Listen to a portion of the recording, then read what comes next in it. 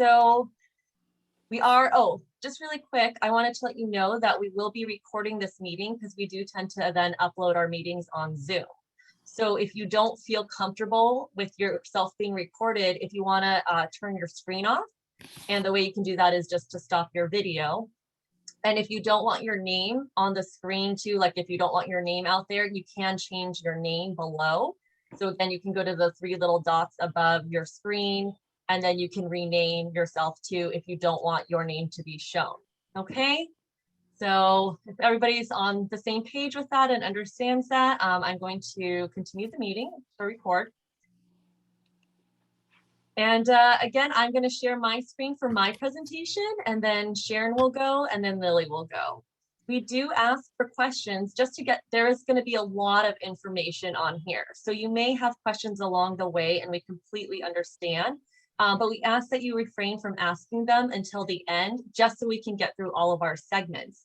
If you have a burning question and you're afraid you're going to forget it, you can please enter it in the chat box. Again, the bottom of your screen, it says chat. So you can enter it in to everybody or for all. And then again, we'll read them through the end, and we'll kind of filter through them. You may also see that maybe one of the questions you had, we're actually going to answer too. So again, we ask for the end.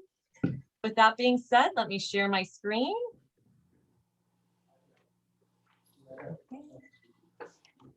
And yeah, hopefully you guys can, I don't know, Sharon, if you could check if everybody's muted or not. I did it, but you know, sometimes it goes off of that.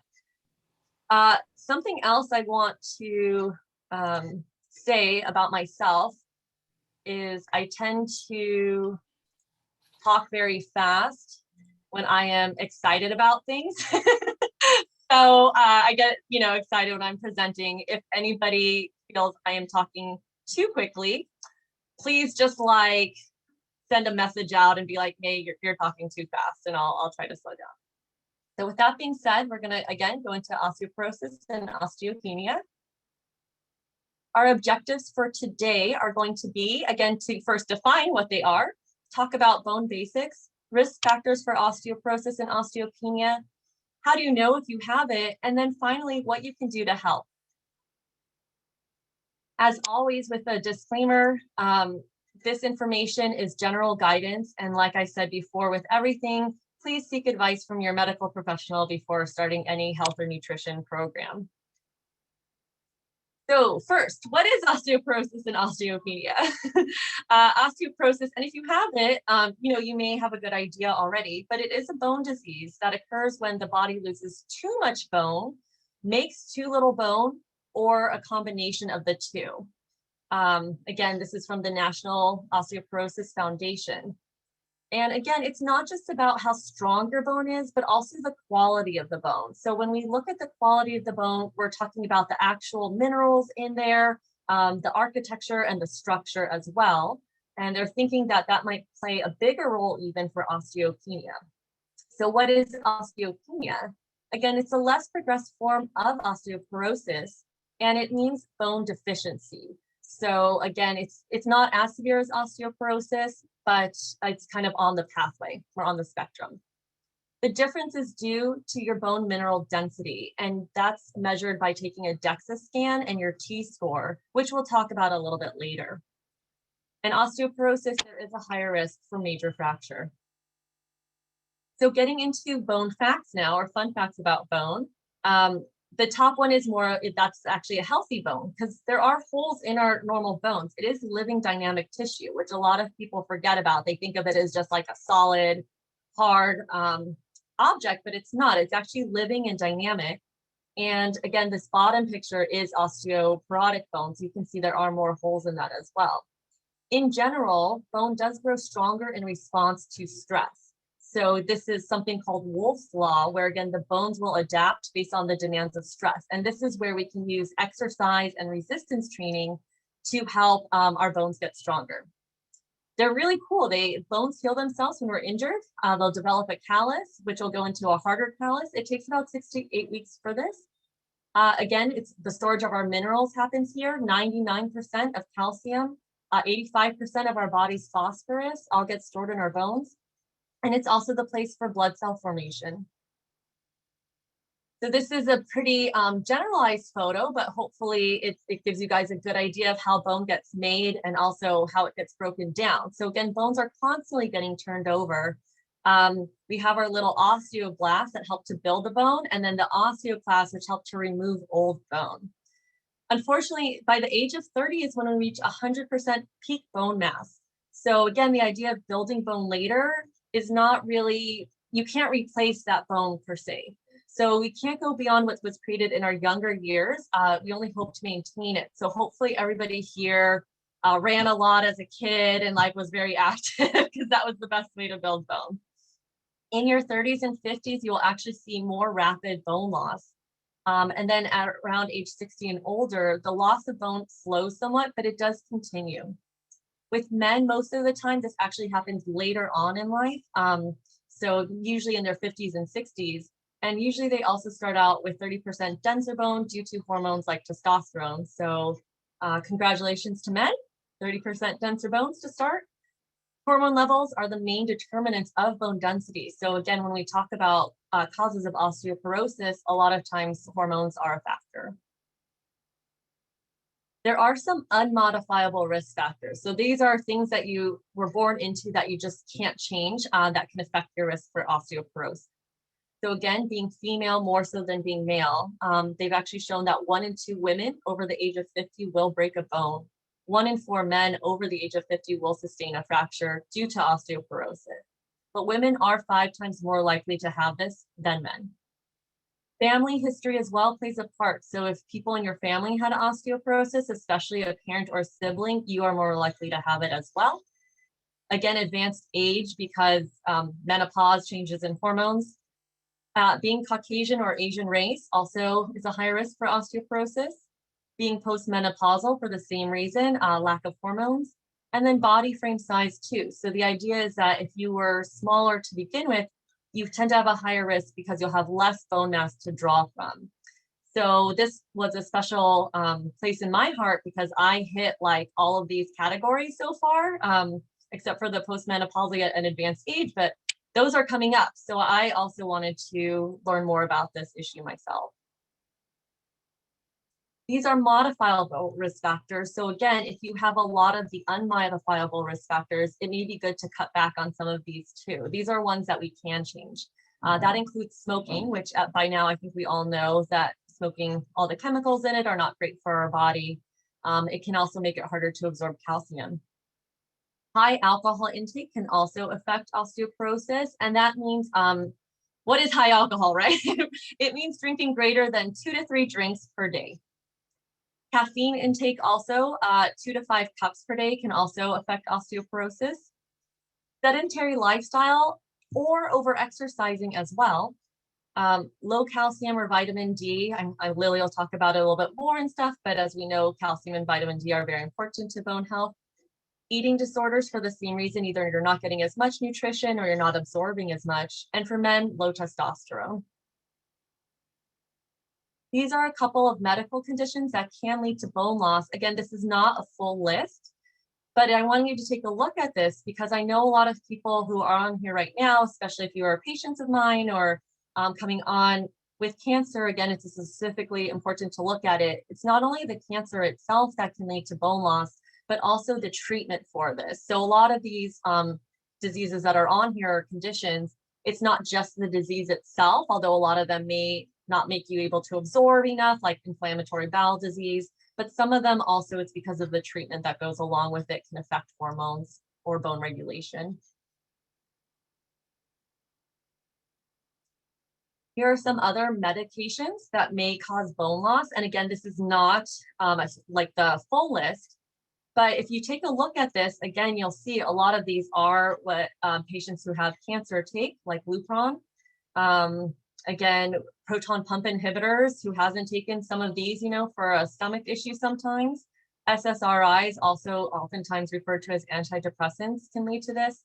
So again, it's really important to know that certain medications you are on may also be leaching bone or calcium from you. Steroids too, a lot of times we see people with steroidal use, and that can also be an issue. So what are some symptoms? How do you know if you have osteoporosis if you haven't gotten it yet, or what to look for? Unfortunately, there's often no symptoms. This is kind of a silent disease sometimes. But some of the things we see is back pain and neck pain, especially if there has been a compression fracture. Loss of height for the same reason, if there are compression fractures and again, you're losing bone.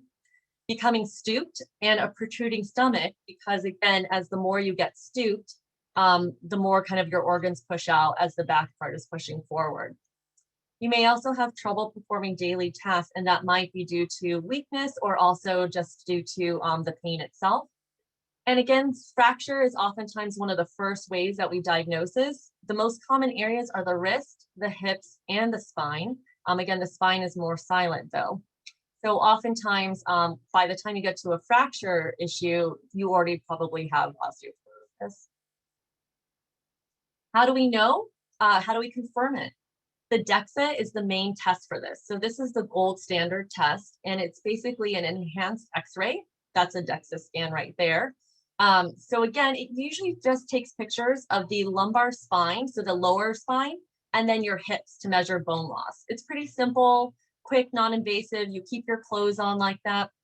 The issue is a lot of people will come in and tell me they have osteoporosis in their back or their hips. But remember, this is a systemic issue. So just because the DEXA scan only scanned that area, you may still have osteoporosis in other areas too. And I think that's important to remember. There are other tests too. One is called the VFA. So this stands for vertebral fracture assessment. And that'll look higher at the body too. So that looks at the whole lumbar spine and the thoracic spine as well. It's kind of debatable at what point you do a VFA, but oftentimes it's for women who are over 70, men over 80, who've had like height loss and maybe had a previous vertebral fracture. So then they'll look at the whole spine there. Trabecular bone score is another test for it. This is a newer test. And again, it looks at the quality of the bone, not the quantity. So like I said before, sometimes the quantity of the bone is just as important, especially for osteopenia.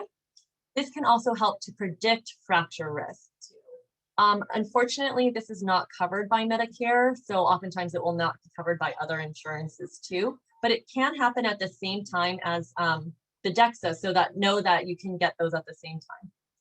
The FRAX is the fracture risk assessment tool. And this is an assessment tool that's online. I actually put the link right here, which I can send out to you guys later. But it'll look at your 10-year fracture risk. You just need to know a couple things about yourself, including a DEXA score if you have it, but it's not necessarily, you don't need to have the DEXA score. So what does your DEXA score mean? So if you've already gotten a DEXA score and you're like, it was like a minus 1.9, a minus 2.5, like what does that mean exactly? So when they do the DEXA, it is kind of a standard deviation. So normal would be compared to an average 30-year-old's bone density or bone mineral density. So 0 to usually -1 or +1 standard deviations away is considered normal range. Once you get from -1 to like -2.5 standard deviations away, and these are what your T-scores are, by the way, if you've gotten a T-score. So once you get to that, you're considered osteopenic, again, or low bone density. 2.5 or greater standard deviations away. So again, if you have a -2.5, -3, etc., means that you have osteoporosis. Again, if you got a Z-score as well, a Z-score will compare your bone density to somebody else your age. So again, if you're a 60-year-old female, your Z-score compares you to another 60-year-old female. So again, that's not used as much as your T-score, but sometimes it can be shown again, especially for younger people, like an underlying pathology as well. Okay, so what can you do about osteoporosis? You're like, Mae, I already knew this stuff. I have osteoporosis. What do I do about it? So we'll talk about it right now. There are medications, surgical options as well. But again, from my point of view as a physical therapist, I can't really discuss those. We're going to go into brief detail. But my purview is going to be more of the exercise, posture, body mechanics, nutrition, Lilly will talk about, and relaxation and sleep, which we oftentimes tend to ignore, but hopefully during the pandemic, we all learned how important this is for us too. So again, very briefly talking about the medical treatments, there is surgery for it. There's usually two. One is called a vertebroplasty and one is called a kyphoplasty. These are for if you actually have compression fractures in your spine already. So again, they use bone cement injections. The difference is that with the kyphoplasty, they will use a balloon first to inflate to restore the bone height. So again, rather than just cementing it as is. The best is to do this for painful fractures and best for acute fractures, which means 8 weeks from the date of the fracture. So again, if you have more of a chronic compression fracture, they probably won't recommend that for you. Medications as well, a lot of them, you may want to check with your doctors on these because a lot of times people think you're building bone, but actually the medications, what they're doing is just stopping bone loss. So they may be actually stopping the osteoclasts from doing their job, not necessarily building new bone. So some of them that we've heard are like Prolia and Exgeva, Fosamax, Boniva. These are all ones that you guys may be on too. As you know, sometimes they can be injections, sometimes with bisphosphonates, you can do more oral pills. So they're all different. They all have pros and cons. And again, I definitely recommend these. It's not a comprehensive list at all, but when you do talk to your doctor about it, you might want to talk about the mechanism of how it works. So again, is it stopping bone loss in you? Is it actually building new bone? And also some of them help to reduce your risk of fractures and some of them do not. Some of them just help to stop bone loss. So again, does it reduce your risk of fractures? Those are all good questions to ask your doctor when choosing the right medication for you. Okay, so what exercises can we do? These are the main ones that are always discussed because as you remember, bone responds to stress. So we do want to stress our bones. Depending on what level of osteoporosis you have, you may want to start off slowly. Resistance training is a really great way to start. Resistance training means using weights or like a TheraBand or some form of resistance, like at the gym, if you're doing the weight training and stuff, that can count as resistance training to help strengthen your muscle and your bone. So again, functional movements as well, really important to all of this. Weight bearing too. So again, what this exercise is right here, this is called quadruped. So not only is she weight bearing and putting her own body weight through her hands and her knees, but she's also doing resistance training because she's using a weight as well. So some of these exercises may overlap. There is the idea of high impact versus low impact exercises. Both are good. High impact is more like running, jumping, and it can help build your bone and keep them strong. But again, if you've had a previous fracture or have issues, you may not be able to start with this. Again, low impact can also be like using the elliptical machine at the gym or working on a treadmill, again, if you're just kind of walking there too. Balance is also super important because it will help reduce your risk of falling, which as we know can reduce your risk of fracturing a bone too. So all things you want to keep in mind. Sorry, this slide's a little blurry. So this is from the American College of Sports Medicine, and it is the general exercise recommendations for those with osteoporosis. What I want to point out is that actually, these are not different from people who don't have osteoporosis, by the way. So they just want everybody to exercise. Again, aerobic exercise, really good, 4 to 5 days a week. And if anybody wants the slide to go over later on, I can definitely send it to you.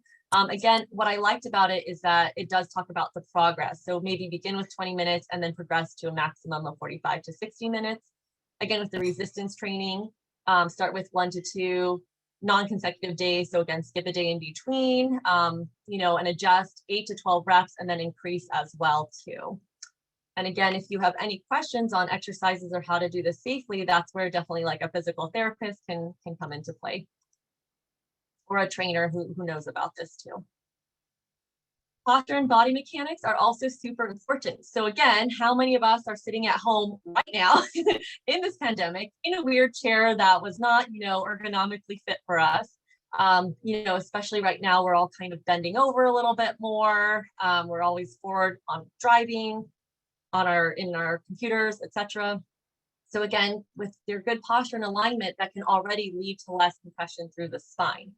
Being forward in these positions, as you can see, puts more pressure on that anterior vertebral body. And that is where we see the compression fractures happen. So that's why we recommend not doing so much flexion forward or extreme flexion, but again, to be in a better posture position. So again, Sharon is going to go into a little bit of movement later, and I do want to keep this going. So I'm not going to necessarily make you guys do this unless you want to, but I just wanted to show you really quick. A great way for bending forward is something called the hip hinge. So either you guys can do this in standing or sitting yourself, but I want everybody to go ahead and try to find their hip bone. So go ahead, I'm not gonna help, but go ahead and put your hands on your hips. When we do a hip hinge, that's where you should be flexing from. May, maybe you can stop screen sharing just from once everyone can see you well. Oh, sorry, yeah. What do you think? That's okay. I just think people, right? That's a great call. Okay, so again, so when we do the hip hinge, a lot of times people think the hips are from here. But that's not true. That's actually the top of your hips. When we actually think of our real hips, they're actually in this region. It's actually our groin where our hip connects to the pelvis. So it's a little bit lower. So people who do the hip hinge to try to keep their spine straight and hinge from the top of your hips here, that's actually still your lumbar spine. So when you do your hip hinge, you can practice with a dowel or even use your hands at the groin region to show it. And that's actually where you truly want to hinge from to bend forward and stuff, not from the top here, because that you're still going to be bending from your lumbar spine. So just a little side tip from me to you. Okay, so let me share again. Sorry about that. Okay. All right, back to business. All right, so a lot of times patients have asked me as well, so I wanted to put this in here. What about weighted vests? So again, sorry about the quality of this picture, but I'm sure some of you guys have seen this advertised on Amazon or it's like, well, now that I'm talking about it, you all get it on your Instagrams, but basically the weighted vest can be good, but the maximum should be about 4 to 10% of your body weight. So again, these vests have little slots in there where you can, it comes with weights that you can put in. Again, you want to start, if you are using this, you want to start with about 4% of body weight and work up to 10%. Don't start with that 10%. Again, you want to progress gradually and do not wear it all the time. They have done some studies on it that showed, a 5-year study showed 18 menopausal who actually wore this weighted vest with jumping showed an increase in bone mineral density versus the women who weren't wearing the vest. A 6-week study, which is a pretty short time to see bone growth, showed that the weighted vest was good for balance, but it didn't change bone mineral density. Again, there may be, I would still talk to a medical provider about this because if you already have poor posture where you're kind of hunched forward, adding weight to it may actually increase that hunched forward position. So again, know that this is out there, but again, you may want to talk to someone before getting it on your own. Bracing is another one. When I took a course on osteoporosis myself, the instructors really liked this brace for it for later on. This is called the Spinomed, and it's made by a company called Medi. And again, I have no affiliation to this brace. I don't get any money from it, but I'm just, trying to give you guys the information too. So again, the idea was to wear it 2 hours a day, but again, can also vary. There is a cost to it, but if you have Medicare and some insurances, they will cover it. Again, this needs to be prescribed by a doctor and fit by an orthotist. So again, I just want you guys to know, again, that there are products out there where if you already have a hunched posture or anything like that, that can help you. Exercises to avoid. So again, when not all exercises are actually created equal for osteoporosis. Usually we say no matter, as long as you're moving, that's good. But actually with osteoporosis, it can be a hindrance.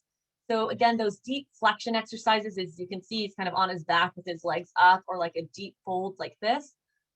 Again, especially if you're using a weight to do it as well, can lead to further compression of that spine. Rotation is kind of an interesting topic. There's kind of a debate amongst people. So kind of in reading the literature, what I found is they don't want you to do like a forced rotation where you're going to end range, but you can still do some rotation, should be okay. And again, it might be okay if lying down like this guy right here, he's just doing his lower trunk rotation. Bridging or extension exercises are fine. So again, after seeing that, is it safe to do Pilates and yoga? I know a lot of you guys take those classes and are like, wait, I do those in those classes.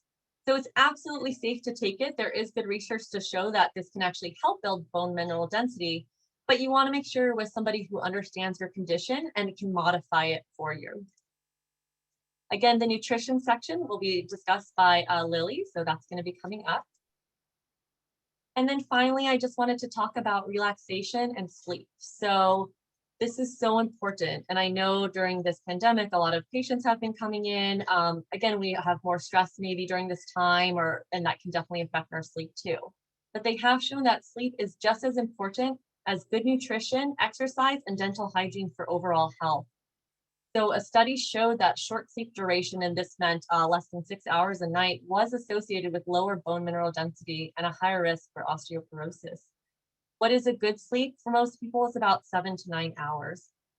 With stress, the issue there is, again, it can activate our glucocorticoids, which again, like in the other slide, anything like the corticosteroids too, can actually decrease your osteoblastic activity. Again, that's the bone growth, and it will maybe increase the bone reabsorption. Catecholamines are things like norepinephrine, epinephrine, and dopamine. So these are all released during our stress cycle. And again, it's been shown that they may increase bone resorption as well. So again, bone breakdown. So I don't want to force you to say, don't stress. I feel like that leads to more stress. But again, mindfulness practices and things like that are super important. So that's it for my portion. Again, any questions, please put them in the box. I'm happy to send out these slides too. Next, Sharon is going to do, just kind of break everything up, a little bit of safe movement to get us all going. I do want to say again, just in terms of liability, release, and agreement, because we got to do all this stuff for movement, that you are voluntarily participating in this of your own free will. You know that sometimes this can cause issues, so you're good to go and you understand your body and how to go about it. Okay, so with that being said, I'm going to stop my share and let Sharon do her thing. Hey, Susan, I see the waving. I don't know, that was for Sharon. Oh, thank you so much, Mae. Amazing. I know we were just talking about how there's people who were at this. We did this at different locations, but you know what? I just heard more things that I was reminded of that I did not hear the first time. So we all can't get enough of this, right? We can't. I mean, it just, there's only so much information our brains can absorb at once, And I just thought, any food questions, Lilly is going to be addressing that.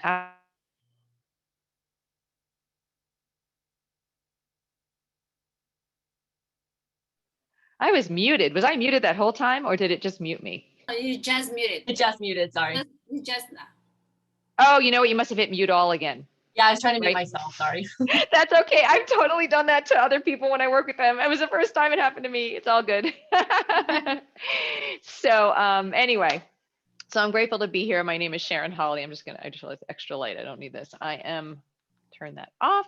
So I am a certified yoga therapist, and I actually have osteoporosis from my own experience of post-cancer treatments. And so those who can relate. So when I do all of my practices, I'm really paying attention to that. And so I feel like, what Mae just covered was so important. Just the overall, things to avoid. If you take my classes, we talk about that all the time, what to avoid and what to focus on.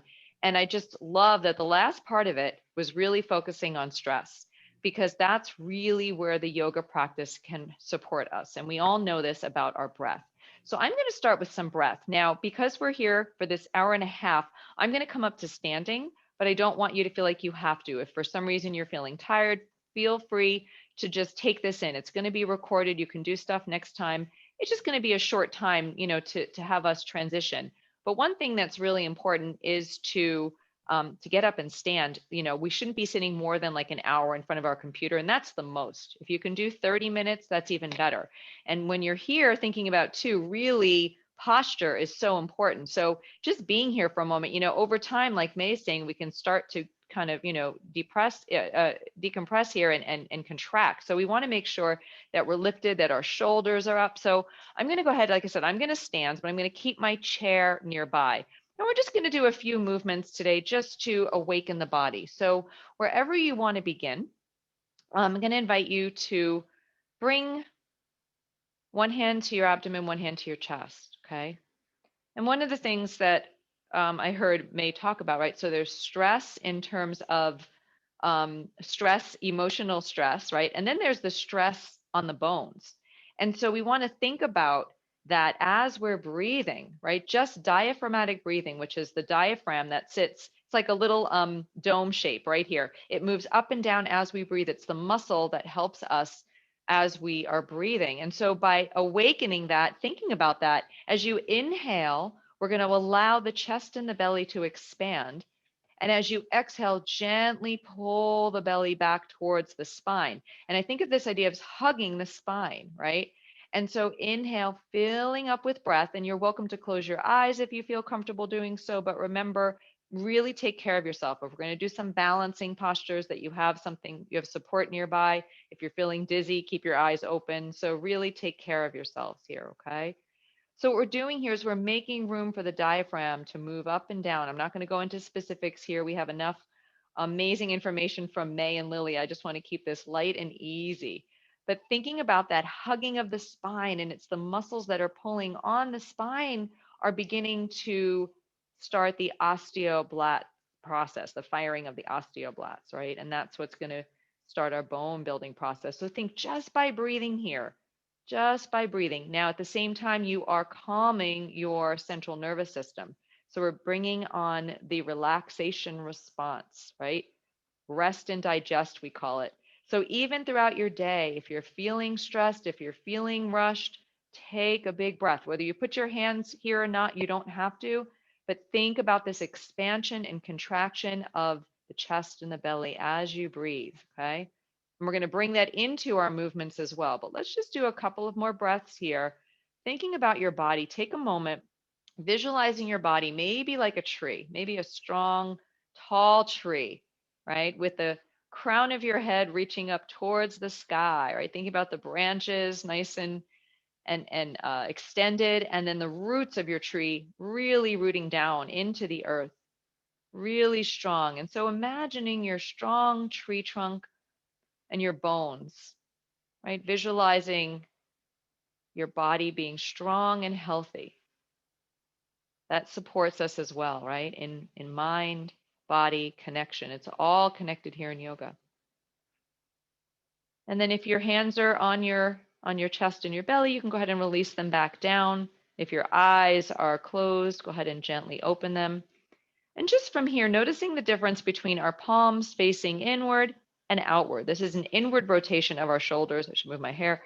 Inward rotation versus outward. So we want to think about expanding across the chest, opening up, lifting the heart, lifting the crown of the head, right? And we hear that in osteoporosis, we start to shrink, right? The compression. So lifting up, being tall, creating space in between the vertebrae and the spine. So important, okay? And a slight bend in the knees, always a soft bend. All right. And when Mae was talking about twisting, there is still, right, there's information, mixed information about twisting. And in the beginning, I thought, oh, no twisting. But you know what? We have to twist. We have to move in our days. We want to keep our bodies strong. But as she said, not going into end range of motion. Think about what happens when we twist. So maybe just gently looking over one shoulder, back through center and to the other side, right? When we're twisting, you can, that muscle around the spine is pulling on it. And that's what we're looking for, right? That's what we're looking for. So just nice and easy, maybe just letting your arms relax here. Maybe the palms, it's okay for them to kind of go in right now. Maybe just a little twist, maybe separating the feet a little bit wider and just a nice little twist, right? So when we're sitting in front of the computer, just to get up, take a few breaths, do a little twist, right? Maybe gently come back. We'll do a little bit of extension. So from here, we'll go ahead and inhale, open the arms just as far as feels comfortable for you. Exhale, bringing them back down to the heart. We'll do that again. Inhale, extend, right? Nice and easy. Exhale back through the heart. We're going to go ahead and release the hands down. And so now if you need to have a support of a chair or a wall or anything nearby, we're just going to begin to rock forward and back to the toes and the heels, right? The toes and the heels. So you might go ahead and come up a little bit higher. If you have neuropathy or anything going on in your feet where they feel tingly or numb, just be cautious here, right? Only do what feels comfortable for you. So we're thinking about the weight bearing part of this, right? So we've got resistance, we've got weight bearing.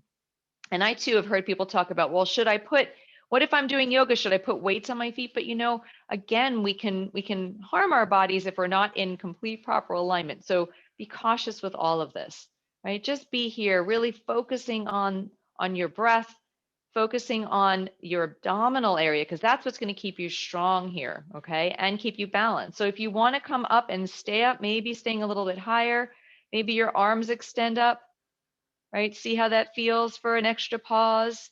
And when your body tells you it's time to come down, release back down, shake it on out. Okay. So there's lots to do, obviously, in this. We're just going to focus on a few, right? So as we're here, now, if you're feeling like you need to stretch your back because you've been sitting a lot, a nice way to do it might be just to come here. And you know what? I'm actually going to show what Mae was talking about, right? So hinging at the hips here, you might bring your hands here, and then I'm going to bring one hand here and walk back, right? And just get a nice stretch. So I've got a long flat back here, just stretching the backs of my legs, right? So making sure, pull the shoulders away from the ears. And then when you're ready to come forward, we're going to go ahead and walk the feet forward. So that's a way to do a forward bend, right? Some people think about downward dog. You can go ahead and put your hands against a wall and you can do wall dog. And the idea is that you're not putting that weight, that pressure when you come into a full forward bend and hang. So if you're ever in a yoga class and they're doing a forward fold, make sure that you're using the support of a wall, even your hands. So another way you can come is here. You can bend the knees, right? And be here so that you're not putting all that pressure, right? And then when you come up, right, as Mae was saying, so you're going to come here and then you're going to hinge up through the hips, okay? So, and doing that on an exhalation. So maybe we'll come forward and do that one more time. Maybe come forward, right? Take an inhale, and then as you exhale, press through your feet, hinging at your hips and coming back up. We'll go ahead and roll the shoulders forward, up, and back. Forward, up, and back, okay? And then from here, thinking about weight bearing, I'm going to bring my hand to the chair. I'm going to come onto the toes. Now, just an example here, if you're recovering from an injury and you can't lift your leg off the ground, just notice how if you're doing this, you can allow the weight to shift into one side of your body just by being here. If you feel like you want to lift that leg off the ground, you might go ahead and lift it up a little bit, maybe just a couple of inches. But thinking about your focus is going to be on rooting down with the opposite leg, engaging the abdominals, right? Really feeling that strength in your body, staying here. Now, if you're kind of wavering all over the place, I would say come out when you're stable. Be stabilized when you're practicing weight bearing. I'm going to put that leg down, right? And shake it on out. So you want to make sure that you're in a stabilized position as you're breathing here, building that strength. And over time, that will extend, okay? I'm going to go ahead and switch this to the other side. You don't have to because you're there. I'm just going to do the other side here, right? So coming on to the other side. Now, there's lots of poses. Many of you know tree pose and such. I'm just doing this, just really, I want everyone to see how you can just be here, just lifting a leg off the ground, even the toes off the ground. That's a place to start. And then you add on to that. Because I don't know who's in this class today, and there are so many of you, I'm just doing really basic today. And I invite you to take care of yourself. If you know something that feels appropriate for you, you want to do more, feel free, right? And adding on, you might raise an opposite hand, right? There's ways that we can add on to these, but for today, breathing into the abdominals, feel that standing leg, bringing your attention, that's the yoga. Bring your attention to the area you want to strengthen. That's where the focus comes in. And we'll go ahead when you're ready. Place that foot back down. Woo, and shake it on out. Feel your feet. You can feel the sensation, right, of the strengthening in your body. I'm working with someone in India right now, and she has me doing several of these. That bridge pose, I know, has always been a question too, right? So the last one I'm going to do is just thinking about as we sit down and we stand up, because this is really important, especially like with low back, right? So I'm going to I'll start here for a minute. I'm going to talk about our chair pose.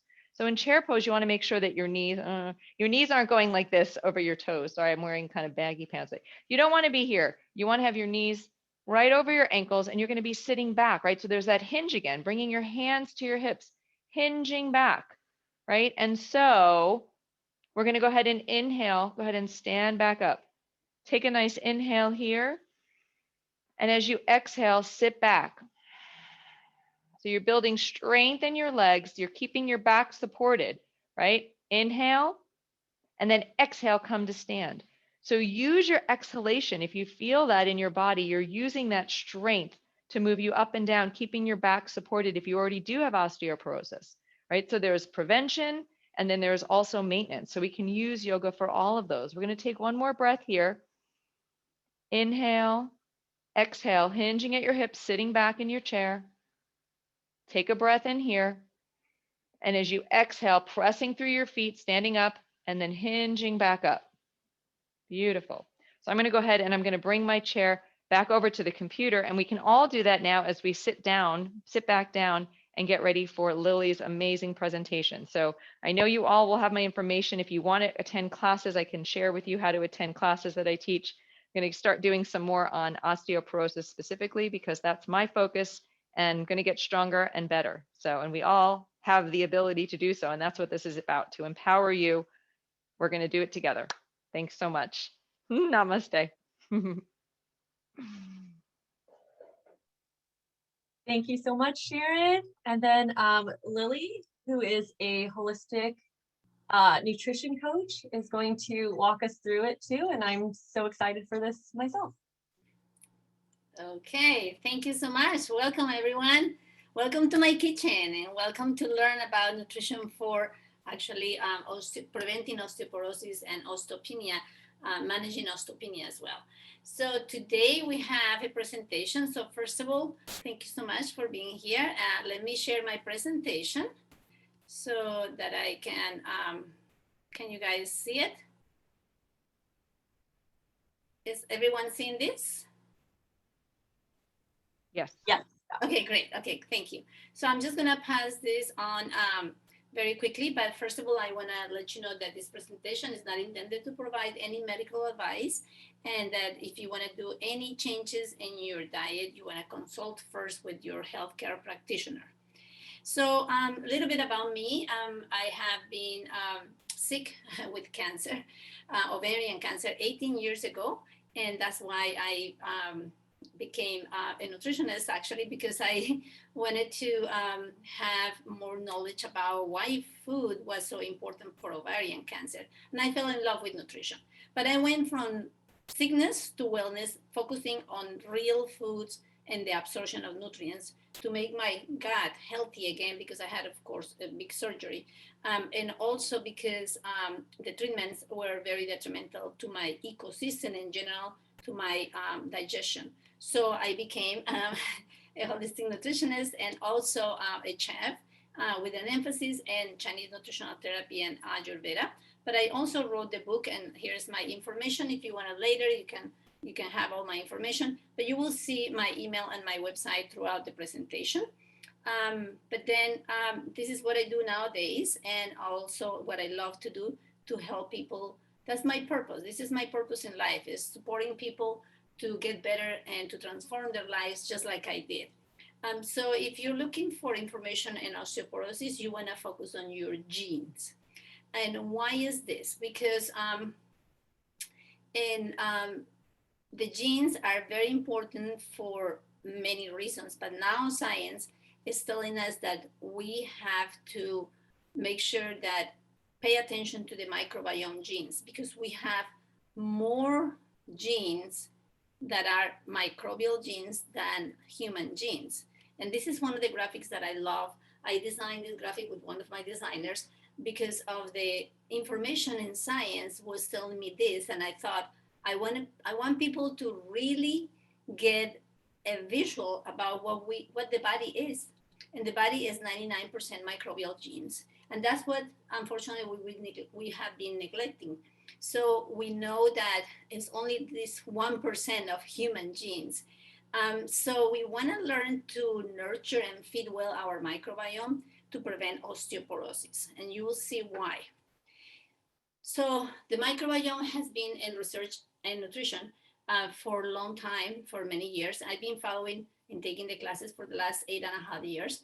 But when we have an understanding of how the microbiome works and how it helps us to assimilate the nutrients, in this case, minerals and other nutrients that we need for bone health, then we can actually manage much better our bones, and not only our bones, but the microbiome is a big ally for, detoxification, for all the metabolism in the body, for keeping our body filters, our kidneys, liver, and lungs, which, by the way, they have to be with a lot to do with the inflammation, and also, of course, our immune system. So when we talk about osteoporosis, there's plenty of studies. This is one of those from last year, is the microbiome and osteoporosis. And these are the scientists. You have the information there, but what they're telling us is how the bone is regulated by, or the homeostasis of the bone by the microbiome, the gut microbiome especially. So we know that osteoblasts and osteoclasts are dynamic, and that we need that balance in order to keep our bones healthy. So the bone homeostasis can be regulated by, many things: estrogen, parathyroid hormones, immune cells. But the whole homeostasis of the bone metabolism is closely related to your intestinal flora. So that's the main science right now. And why I'm telling you this? Well, because even if you eat the right foods, but you're not assimilating them, then the nutrition can be really poor for bone and for other parts of your body. So there's plenty of studies. So I'm just going to share some of the latest. But these ones are very important because they are very clear about how any modifications in the gut microbiome or can influence the biology and the properties of how the bone behaves, and are associated with osteoporosis and osteoarthritis. So this is, if you want these studies, you can email me to the email in blue next in the bottom part. You can email me and I'll send you the studies, the full studies, because I cannot go through the whole thing. I have parts of the studies that are very important, as you can read right now. So there are many. The key here to understand is that the regulation of bone physiology can be impacted by even our intestinal, but also our brain axis, meaning the central nervous system gets involved in there. So there are other studies that they focus on the role of development of the probiotics and the prebiotics. And in this case, how the gut microbiome is a bone mineral dense regulator, and how the correlation exists in between them to overall have, we can alter or we can make our bone mineral dense much easier, or even gain some bone or mineral dense according to how we eat and how our digestion is working, mainly what kind of bacteria you have. So this one is called the gut bone axis, and it's very, very interesting. Like I said, I cannot go through the whole thing because otherwise it will be like an hour. So I'm just trying to go very quickly over some of the studies. But I just want to teach you that the main thing that you want to create when you change your diet, and you will see how, if you change your diet, if you decide to do it, then you want to create short chain fatty acids, because the more you eat fiber, the better it will be stimulating the osteoblast and bone formation. So the main thing that they have found in all of these studies is that the vegetables and the yogurts and the fibers are very, very important for us. But specific bacteria, not all the probiotics are good for bones, of course. So there are specific bacteria or strains that are very helpful for the absorption of minerals. And this in general minerals, but also other nutrients that come with it and that feed the good bacteria or the intestinal flora. So bone health and prebiotics are part of that. Prebiotics are non-digestible fibers or foods that promote the growth of beneficial microbes. And those beneficial microbes are actually, we don't need only to have probiotics, but we have to have the fibers and the foods for that as well.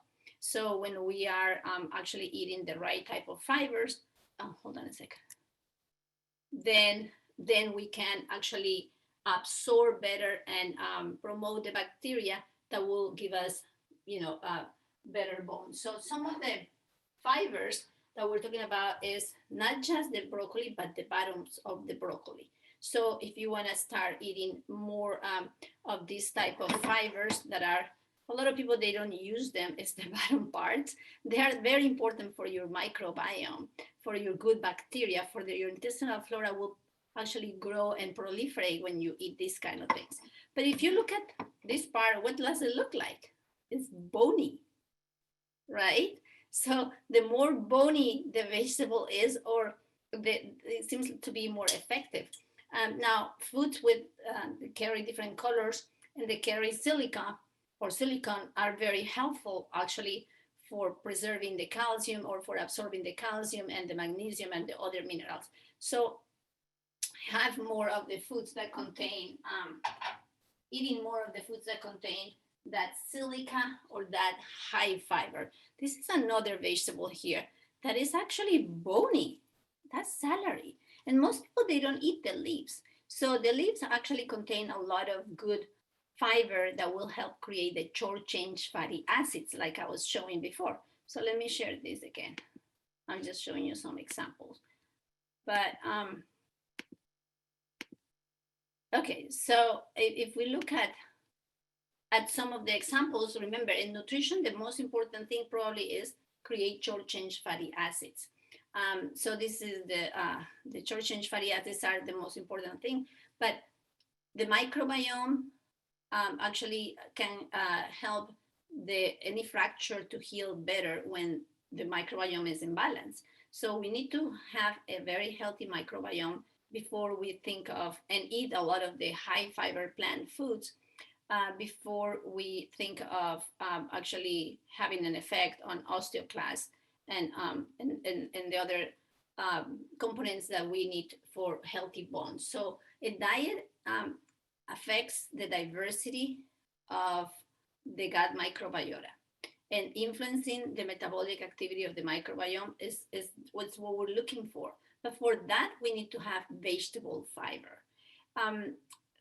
Think of vegetable fiber in this case as the essential vitamins that and other nutrients that the microorganisms need for good health. So the main short chain fatty acids are butyrate, propionate, and acetate, and they are very good and they are produced when the gut bacteria eats large amounts of fiber. So think about, hold on a second. Think about, I cannot stop this. Okay, there you go. So think about the state of your digestion. Depending on the state of your digestion, of your assimilation, you can create more of these guys. So cooking something in the stove for longer time will break down more the fibers than if I just eat a quick salad, right? So if I eat raw, it's not as effective for some type of digestion, because I don't know everyone, so I have to speak in very general terms, but most people that eat cold and raw after 35, 40 years old, they cannot, or their microbiome might not be able to break down the fibers, the same as you cook a soup with the celery and you make a broccoli soup per se. And those fibers will be much better broken down than if you just have a quick salad with broccoli and raw celery, just to give you an example. So it all depends, really, I'm telling you, it all depends on the state of your digestion. So that's something to keep in mind. The state of your digestion has a lot to do with how your bacteria will create those short chain fatty acids that are extremely important for, hold on a second, for the assimilation and creation of short chain fatty acids. Remember, short chain fatty acids are the main way to help control osteoporosis in nutrition. So think about, like I was saying, a one pot high fiber meal with mushrooms, with olives, with kale, with different roots in there also. They will have a lot of the different enzymatic process and so will the bacteria, but it will help to create diversity of bacteria because almost everything is cooked. You can serve this with a little salad on the side. I'm not saying that salads are not good, but think about plants, beans, grains, seeds, herbs, and spices. They are all contributing to create short-chain fatty acids. There are just some that will be much easier to create it or break down by the bacteria and create short-chain fatty acids. But remember, your bacteria, when they eat the fiber and they can break it down, that's the goal. That's what we really want in nutrition, okay? So like this salad is a cooked salad or semi-cooked salad. The beets are cooked in there. The beans, which are fava beans, are cooked. The egg is cooked. By the way, eggs also help the bacteria in your gut and for osteoporosis, I'm saying. The peas are cooked in there. So there's semi-cooked and semi-raw in this salad. So think about utilizing mainly dark leafy greens that are cooked or semi-cooked. Quick steaming is very good for helping the calcium, magnesium, vitamin K, and promoting strong bones. But yes, fruits and vegetables are one of the main things that you want to start eating if you want to protect your bones. So calcium and vitamin K are found also in dandelions. In dandelions is a prebiotic food. Now we understand why they are good for bone health. Is because there's a prebiotic fiber, and the microbes of the person are eating those as one of the main sources for energy. Other foods that are really good for this are horsetail, and because it supplies silicon also, but it assists in the calcium absorption and increases collagen as well. So this is really good. Make sure that if you're thinking to have any of this, you investigate. Per se, horsetail should be boiled and really cooked before ingesting it. So I don't suggest supplements for this. I suggest the real plant. Nettles is another one that contains boron and has a lot of the minerals that we need for creating bone. But also alfalfa. But here's something, alfalfa is not for everyone. Alfalfa, especially, it can carry first some pathogens, so you want to clean it really well. But second, alfalfa might not be good for people that they have cancers that are very estrogenic. If you have it one time, not a big deal. But if you're thinking to have alfalfa, 3 times or 4 times per week, and you have a breast cancer that is related to estrogen, you might want to think about it twice or ask your doctor. So these are some of the foods that I'm mentioning here. But remember that to increase that bone mineral density, you want to really create short-chain fatty acids. So SCFA are produced, and remember they are short-chain fatty acids, they are produced by your gut bacteria when you feast fibers. So you want to eat different types of fibers. So there are some people that benefit from some fibers more than others. So again, I don't know your particular digestion, but if you have questions about this, feel free to send me an email. My email is in the screen right now in blue. So you can send me an email with your questions. I will be glad to answer them. Or you can request a free consultation, 15 to 20 minutes for questions.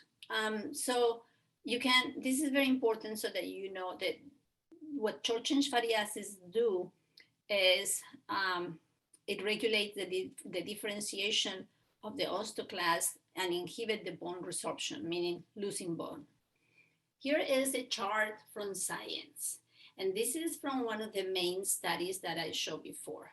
So this is the molecular mechanisms of gut microbiome regulating osteoporosis. This is great news, guys. This is really good news, especially if you have a good, healthy gut microbiome. If you're not, that's okay. That's, you can work on that. There are many ways of working on that. I help my clients constantly with this. I even have to learn to do it on my own because I had chemotherapy and radiation, and my gut was almost, destroyed. So I have to learn, and that's why I love nutrition, and I love what a healthy gut or the intestinal flora can do for us. So learning to manage your intestinal barrier. is one of the main things that short-chain fatty acids will do for us. Is it helps to create an intestinal barrier that is healthy, and it will help with the absorption of nutrients. So because of that, we need also the calcium, the magnesium, potassium, vitamin Bs that are very, very important for preventing osteoporosis and managing if you already have the osteoporosis. Vitamin K, we all know that MK7 and vitamin K in general is really good, but there are some specific ones depending on where is the state of your bone. Managing bile acids and metabolism is another one that is key. So because of that, there are specific foods that will help you with the bile acids metabolism. If you want to or ask more questions about this or learn about it, you can ask me questions. Like I said, you can send me an email, or you can actually put your questions right now. After I finish, we'll have a Q&A. So short-chain fatty acids, again, they're showing there. So that's part of your gut microbiome, and the gut microbiome will also have an impact in your immunoregulation, as you can see in the chart. And of course, the regulation of the intestinal brain-gut axis, meaning there is a bidirectional communication, signaling constantly between your intestines, bacteria, and your brain. So your central nervous system receives a lot of information, and it sends it to the bacteria, and the bacteria will actually be in communication, in constant communication with your central nervous system, especially your vagus nerve. That's why in yoga, like what Sharon was showing us today, it's very important to calm down and have those moments of deep breathing, because all that has an impact on your gut microbiome, and so it will be at the end in lowering osteoporosis, as you can see in the graphic. So you will have better bone formation and lower resorption when you have a healthy gut microbiome. And so the key to do this is to learn to feed your good bacteria and produce more short-chain fatty acids. So other foods that you can have definitely are collard greens, parsley. Basil is extremely delicious and very effective also. Thyme and vitamin K, of course, because they have vitamin K. But garlic and onions and eggs, like I was saying, they are rich in sulfur, which are very good for healthy bones. But I'm not saying to have eggs every day. I wouldn't.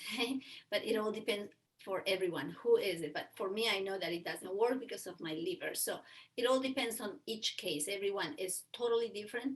But what we want to care about is creating and eating, having some trace minerals that are very important.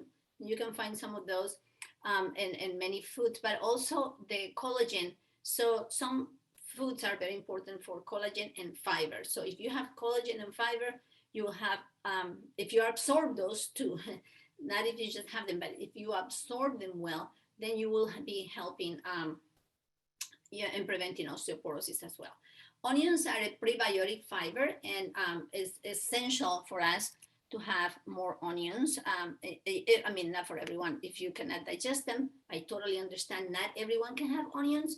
So everyone is so different that we want to have, study or learn what works for the type of body. What works for your body is different than what works for my body, because I have a different bacteria. That's the key point right there, is the type of bacteria that you have, that you're hosting right now in your gut, will give you the capacity to digest certain foods. But if you don't ever have those foods, you won't be able to digest them either. So it's a circle. It's like a circle of if I don't have the egg, I will never digest the egg. But if I have eggs too much, they might not be that great. So in osteoporosis, we want to focus on the absorption of minerals, and that's the key part, because when we eat those fibers, if the bacteria can break them down and they can absorb them, then they will have energy to work on your bones. Get it? So it's a symbiotic relationship. I feed them and they work for me, and they work for my bones, especially if I have the short-chain fatty acids producing regularly, consistently. So that's something to have in mind. Let me finish this. because we're getting to the end, I think. So salmons and sardines with bones, if you can have them, that would be great. Soybeans actually are also another good type of mineral, contains the minerals and the proteins and the other nutrients, but not everyone can have them.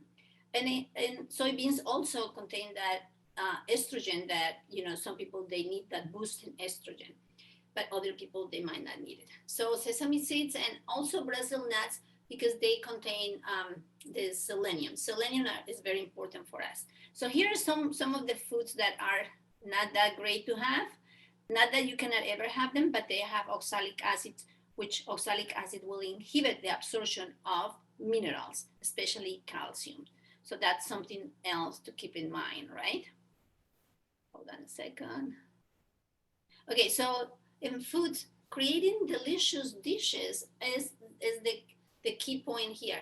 Wild rice is very good for bone health. It's another thing that you want to mix with those fibers from leafy greens, and creating probably some of my herbal pestos that are very delicious.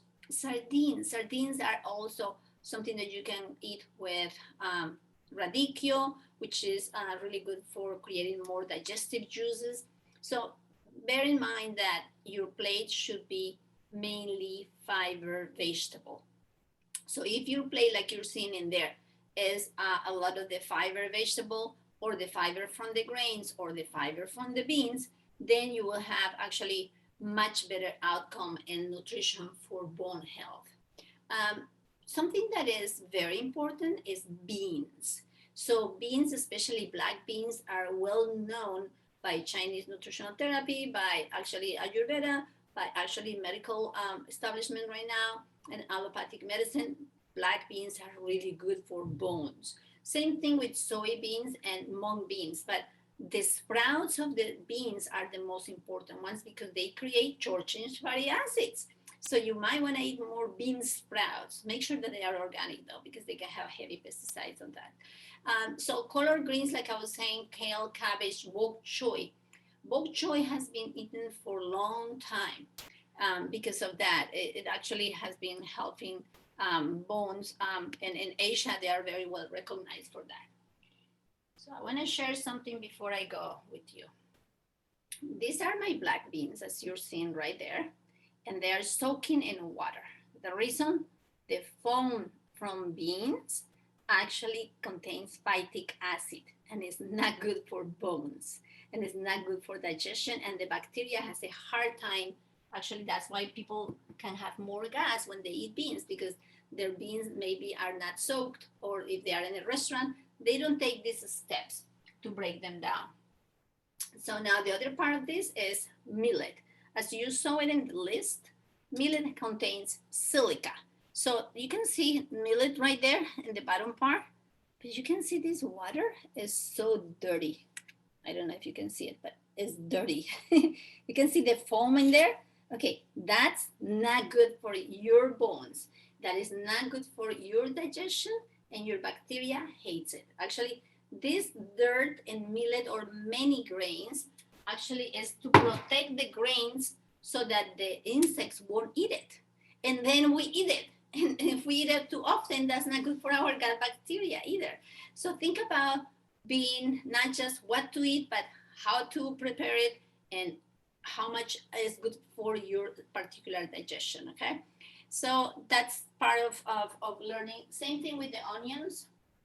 So I mentioned onions, but if I break onions ahead of time, I actually have a much better digestion, and I absorb more the sulfur, which is what I'm going for, because that sulfur is the important part. Same thing with Brussels sprouts. Anything that is, so from eating a salad, from just chop or shave Brussels sprouts versus eating cooked Brussels sprouts, actually my gut bacteria will produce more short-chain fatty acids. According to science, there are plenty of studies showing that the gut bacteria will produce more of the short-chain fatty acids that will benefit our bones when we cook certain fibers. So this is one of those fibers, and I just wanted to show you. Let me just finish it, so I know I'm getting over the time, sorry. So one more thing, and then we are just done. So yeah, so we are here. I just wanted to give you, I was talking about the allium family of vegetables, which are the garlics, shallots, leeks as well. They are all prebiotic foods and they will benefit the production of short-chain fatty acids, which in turn will help the osteoporosis prevention. Here's one more time information. You can send me any questions if I don't get to answer them today, or you want to be private. You can send me a question to lpadillacreate@gmail.com. I'll be glad to answer all your questions. And with that, I'll let you go, and I'll give it back to you, Mae. Yay! Thank you so much, Lily. That was so informative. Like a lot. I mean, I was trying to write down stuff too, so I have questions for you myself after something. I'm sorry if it was too fast, and there's so much information. No, that I know, and I mean, like again, these are just intro sessions. Like Lily said, you can do it. You said a free consult, right? 15 to 20-minute consult. Okay. Yeah. I don't know, Lily, if you want to put your email address just in the message box too, so people can do that. And then Sharon as well, because Sharon also leads classes. She has an email based newsletter, and she's also sending out her classes, and she's doing great stuff around for the community for both oncology and for osteoporosis too. So if you wanted to do that as well, Sharon. With that being said, we'll get to the questions now too. Please share the slides with us. Great information. Yes. So this will actually be on YouTube later. So again, I think that we can post, if you want to join our mailing list or anything, we can send out when it's posted on YouTube, and then you can just have it forever and send it to whoever you want to too, if you benefited from it. So let's go through. I think Rhonda had ones for you, Lily, really quick. Can you please repeat which veggies, in addition to dark leafy greens, have calcium and vitamin K and vitamin B?